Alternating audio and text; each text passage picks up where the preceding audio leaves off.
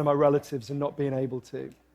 And I was just a little kid, so I didn't really understand why. But as I got older, I realized we had drug addiction in my family, including later cocaine addiction. I've been thinking about it a lot lately, partly because it's now exactly 100 years since drugs were first banned in the United States and Britain, and we then imposed that on the rest of the world. It's a century since we made this really fateful decision to take addicts and punish them and make them suffer because we believed that would deter them, it would give them an incentive to stop. And a few years ago, I was looking at some of the addicts in my life who I love and trying to figure out if there was some way to help them. And I realized there were loads of incredibly basic questions I just didn't know the answer to. Like, what really causes addiction? Why do we carry on with this approach that doesn't seem to be working? And is there a better way out there that we could try instead? So I read loads of stuff about it, and I couldn't really find the answers I was looking for. So I thought, okay, I'll go and sit with different people around the world who've lived this and studied this and talk to them and see if I can learn from them. And I didn't realize I would end up going over 30,000 miles at the start, but I ended up going and meeting loads of different people, from a transgender crack dealer in Brownsville, Brooklyn, to a scientist who spends a lot of time feeding hallucinogens to mongooses to see if they like them. It turns out they do, but only in very specific circumstances. To the only country that's ever decriminalized all drugs, from cannabis to crack, Portugal. And the thing I realized that really blew my mind is almost everything we think we know about addiction is wrong. And if we start to absorb the new evidence about addiction, I think we're going to have to change a lot more than our drug policies. But let's start with what we think we know, what I thought I know, right? Let's think about this middle row here, right? Imagine all of you, for 20 days now, went off and used heroin 3 times a day. Some of you look a little bit more enthusiastic than others at this prospect. Don't worry, it's just a thought experiment. Imagine you did that, right? What would happen? Now, we have a story about what would happen that we've been told for a century. We think because there are chemical hooks in heroin, as you took it for a while, your body would become dependent on those hooks, you'd start to physically need them, and at the end of those 20 days, you'd all be heroin addicts, right? That's what I thought. First thing that alerted me to the fact something not right with this story is when it was explained to me, if I step out of this TED Talk today and I get hit by a car and I break my hip, I'll be taken to hospital and I'll be given loads of diamorphine. Diamorphine is heroin. It's actually much better heroin than you're ever going to buy on the streets, because the stuff you buy from a drug dealer is contaminated, actually very little of it is heroin, whereas the stuff you get from the doctor is medically pure. And you'll be given it for quite a long period of time. There are loads of people in this room who may not realize that you've taken quite a lot of heroin, right? And anyone watching this anywhere in the world, this is happening. And if what we believe about addiction is right, those people are exposed to all those chemical hooks. What should happen? They should become addicts. This has been studied really carefully. It doesn't happen. You will have noticed if your grandmother had a hip replacement, she didn't come out as a junkie. And when I learned this, it just seemed so weird to me, so contrary to everything I'd been told, everything I thought I knew. I just thought it couldn't be right. Until I went and met a man called Bruce Alexander, who's a professor of psychology in Vancouver, who carried out an incredible experiment that I think really helps us to understand this issue. Professor Alexander explained to me, the idea of addiction we've all got in our heads, that story, comes partly from a series of experiments that were done earlier in the 20th century. They're really simple experiments. You can do them tonight when you go home if you feel a little bit sadistic.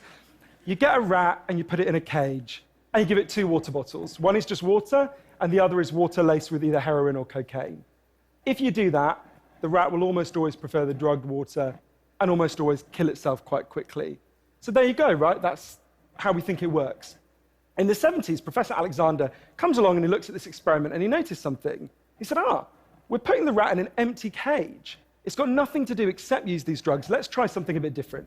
So Professor Alexander built a cage that he called Rat Park, which is basically heaven for rats, right? They've got loads of cheese, they've got loads of colored balls, they've got loads of tunnels. Crucially, they've got loads of friends, they can have loads of sex, and they've got both the water bottles, the normal water and the drugged water. But here's the fascinating thing. In Rat Park, they don't like the drugged water. They almost never use it. None of them ever use it compulsively. None of them ever overdose. You go from almost 100% overdose when they're isolated to 0% overdose when they have happy and connected lives. Now, when he first saw this, Professor Alexander thought, maybe this is just a thing about rats. They're quite different to us, maybe not as different as we'd like, but, But fortunately, there was a human experiment into the exact same principle happening at the exact same time. It was called the Vietnam War. In Vietnam, 20% of all American troops were using loads of heroin. And if you look at the news reports from the time, they were really worried because they thought, my God, we're going to have hundreds of thousands of junkies on the streets of the United States when the war ends. It made total sense. Now, those soldiers who were using loads of heroin were followed home. The Archives of General Psychiatry did a really detailed study, and what happened to them? It turns out they didn't go to rehab. They didn't go into withdrawal. 95% of them just stopped. Now, if you believe the story about chemical hooks, that makes absolutely no sense. But Professor Alexander began to think there might be a different story about addiction. He said, what if addiction isn't about your chemical hooks? What if addiction is about your cage? What if addiction is an adaptation to your environment? Looking at this, there was another professor called Peter Cohen in the Netherlands who said, maybe we shouldn't even call it addiction. Maybe we should call it bonding. Human beings have a natural and innate need to bond. And when we're happy and healthy, we'll bond and connect with each other. But if you can't do that because you're traumatized or isolated or beaten down by life, you will bond with something that will give you some sense of relief. Now, that might be gambling, that might be pornography, that might be cocaine, that might be cannabis, but you will bond and connect with something because that's our nature. That's what we want as human beings. And I think, at first I found this quite a difficult thing to get my head around, but one way that helped me to think about it is, and I can see, I've got over by my seat there a bottle of water, right? I'm looking at lots of you, and lots of you have bottles of water with you, right?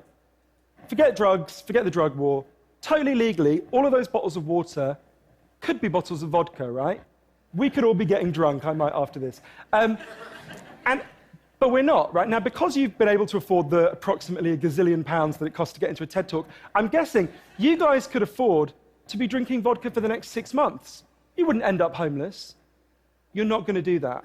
And the reason you're not going to do that is not because anyone's stopping you.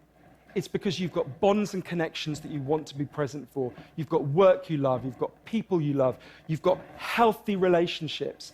And a core part of addiction, I came to think, and I believe the evidence suggests, is about not being able to bear to be present in your life. Now, this has really significant implications. The most obvious implications are for the war on drugs, right? In Arizona, I went out with a group of women who were made to wear T-shirts saying I was a drug addict and go out on chain gangs and dig graves while members of the public could jeer at them. And when those women get out of prison, they're going to have criminal records that mean they'll never work in the legal economy again. Now, that's a very extreme example, obviously, in the case of the chain gang, but actually almost everywhere in the world we treat addicts to some degree like that. We punish them, we shame them, we give them criminal records, we put barriers between them reconnecting. There was a doctor in Canada, Dr. Gabor Mate, an amazing man, who said to me, if you wanted to design a system that would make addiction worse, you would design that system. Now, there's a place that decided to do the exact opposite, and I went there to see how it worked. In the year 2000, Portugal had one of the worst drug problems in Europe. 1% of the population was addicted to heroin, which is kind of mind-blowing. And every year, they tried the American way more and more. They punished people and stigmatized them and shamed them more. And every year, the problem got worse. And one day, the Prime Minister and the leader of the opposition got together and basically said, look, we can't go on with a country where we're having ever more people becoming heroin addicts. Let's set up a panel of scientists and doctors to figure out what would genuinely solve the problem. And they set up a panel led by an amazing man called Dr. João Goulão to look at all this new evidence.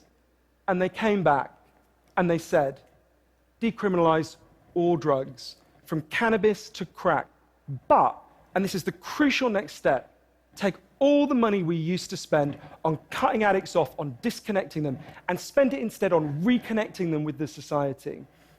And that's not really what we think of. What they did wasn't really what we think of as drug treatment in the United States and Britain. So they do residential rehab, they do psychological therapy that does have some value. But the biggest thing they did was the complete opposite of what we do. A massive program of job creation for addicts and microloans for addicts to set up small businesses. So say you used to be a mechanic. When you're ready, they go to a garage and they'll say, if you employ this guy for a year, we'll pay half his wages. The goal was to make sure that every addict in Portugal had something to get out of bed for in the morning. And when I went and met the addicts in Portugal, it's fascinating. What they said is, as they rediscovered purpose, they rediscovered bonds and relationships with the wider society. It'll be 15 years this year since that experiment began, and the results are in. Injecting drug use is down in Portugal, according to the British Journal of Criminology, by 50%, 50%. Overdoses massively down, HIV is massively down among addicts. Addiction in every study is significantly down. One of the ways you know it's worked so well is that almost nobody in Portugal wants to go back to the old system. Now, that's the kind of political implications. I actually think there's a layer of implications to all this research below that. You know, we live in a culture where people feel really increasingly vulnerable to all sorts of addictions, whether it's to their smartphones or to shopping or to eating. You know, before these talks began, you guys know this, that we were told we weren't allowed to have our smartphones on. And I have to say, a lot of you looked an awful lot like addicts who were being told their dealer was going to be unavailable for the next couple of hours. And yeah, a lot of us feel like that. And it might sound weird to say, oh, you know, I've been talking about how disconnection is a major driver of addiction. It might be weird to say it's growing because you think, well, we're the most connected society there's ever been, surely. But I increasingly began to think that the connection we have, the connections we have, we think we have, are like a kind of parody of human connection. If you have a crisis in your life, you'll notice something. It won't be your Twitter followers who come to sit with you. It won't be your Facebook friends who help you turn it round. It'll be your flesh and blood friends who you have deep and nuanced and textured face-to-face relationships with. And I think there's a study I learned about from Bill McKibben, the environmental writer, I think tells us a lot about this.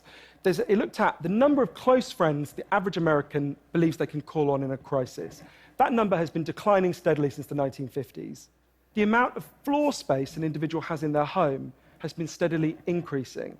And I think that's like a metaphor for the choice we've made as a culture, right? We've traded floor space for friends, we've traded stuff for connections, and the result is that we are one of the loneliest societies there has ever been. And yet, Bruce Alexander, the guy who did the Rat Park experiment, says, we talk all the time in addiction about individual recovery, and it's right to talk about that, but we need to talk much more about social recovery. Something's gone wrong with us, not just as individuals, but as a group, and we created a society where, for a lot of us, life looks a whole lot more like that isolated cage and a whole lot less like Rat Park. But if I'm honest, this isn't why I went into it, right? I didn't go in to discover the political stuff, the social stuff. I wanted to know how to help the people I love. And when I came back from this long journey and I'd learned all this, I looked at the addicts in my life, and if you're really candid, it's hard loving an addict, and there's going to be lots of people who know in this room you're angry a lot of the time. And I think one of the reasons why this debate is so charged is because it runs through the heart of each of us, right? Everyone has a bit of them that looks at an addict and thinks, I wish someone would just stop you. And the kind of script we're told for how to deal with the addicts in our life is typified by, I think, by the reality show Intervention. If you guys haven't seen it, I think everything in our lives is typified by reality TV, but that's another TED Talk. If you've never seen the show Intervention, it's a pretty simple premise.